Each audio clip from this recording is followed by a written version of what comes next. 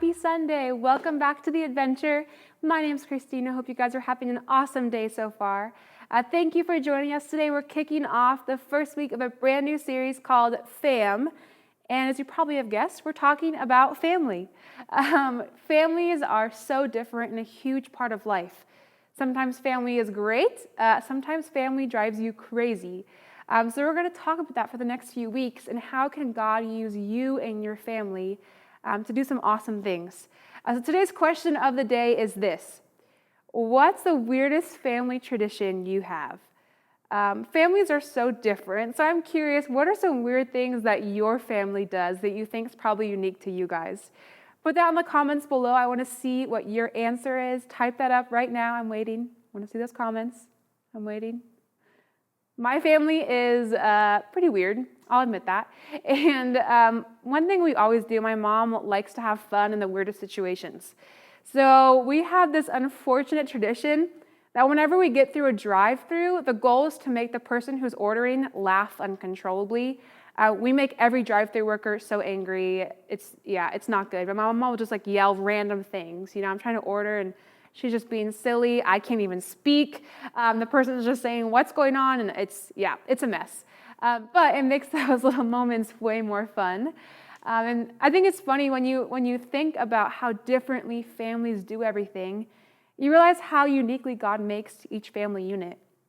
Maybe you guys have some silly, quirky traditions that you do that I've never experienced in my own family. You know, there are fun differences in family, but they're also really important differences. You know, I come from a blended family, so I have a stepdad, I have a stepmom, I have step siblings. Maybe you come from a family where it's just you and mom and dad. Maybe you were adopted, maybe you've been in foster care. Maybe in your family, your grandparents are the parents. Maybe your family is super close, you guys do everything together. Or maybe for you, family is actually kind of hard. You guys have issues, or sometimes you fight, or whatever it might be. Families have different struggles, different dynamics, different challenges, and different awesome things too. And family is important. People you spend the most time with, especially now that we're in a global pandemic where you have to stay home all the time. A family is an even bigger part of life than it once was. And families are also different when it comes to faith, when it comes to Jesus. Maybe in your family, your parents are super into church. You're literally watching this right now because they made you watch it, and you're just not so interested. Or maybe for you, you're super into church and you want to know Jesus, and your parents don't. It's just not part of life for them. Or maybe in your own faith, you've got some doubts, you've got some questions, but you feel like you can't ask them because your family doesn't want to talk about those kind of things. Wherever you're at, faith can sometimes create tension in your family. It can be hard to figure out how to have those faith conversations. So today I want to ask the question, how do we make sure our faith is actually making our family better?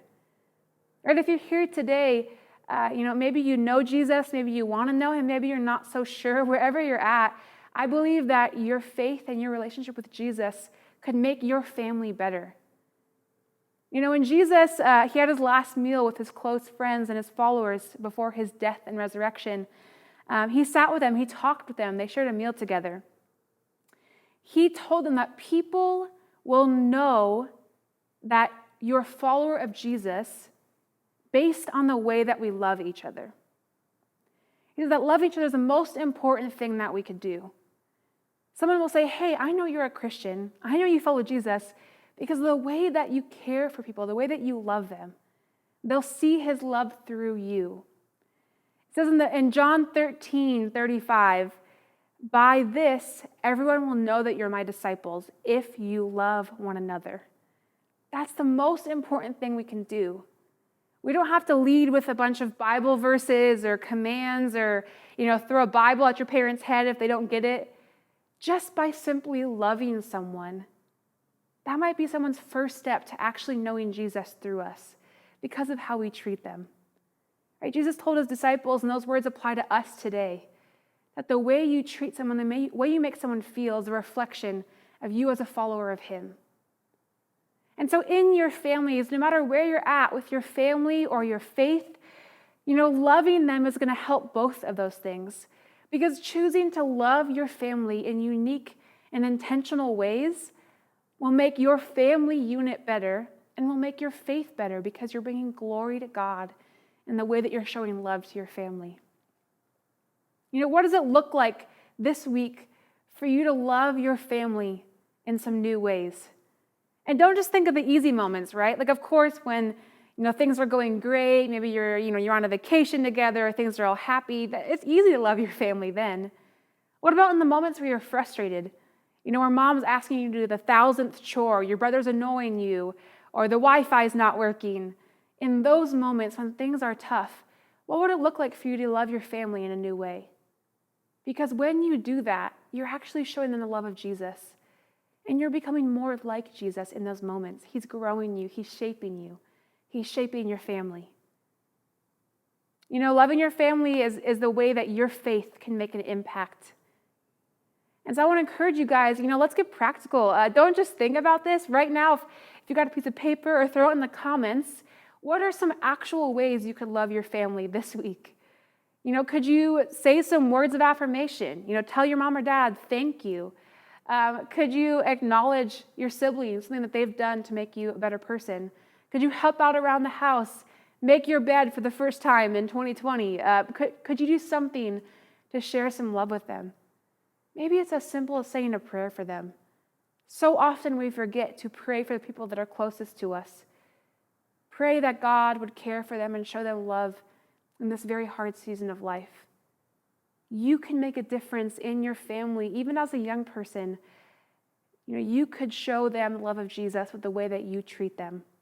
And you'll be amazed that when you choose love first, your family dynamics will only get better and stronger.